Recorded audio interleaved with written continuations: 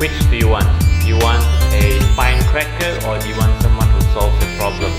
Hello, my name is Dr. Benjamin. I'm a chiropractor and I'd like to share with you a story. So this person had been experiencing knee pain and back pain for many months.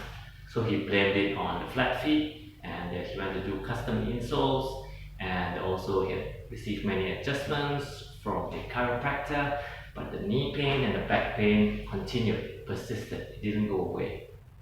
Just a light push and the person almost fell forward. So the first thing I checked, I noticed about a 2 mm difference in the leg length. So what can we learn from this story?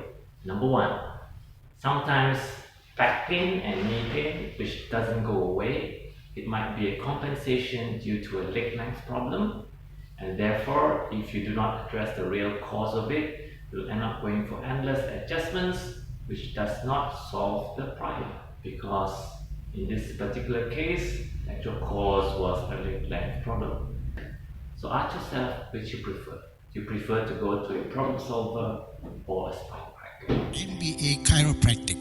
Reignite your active life.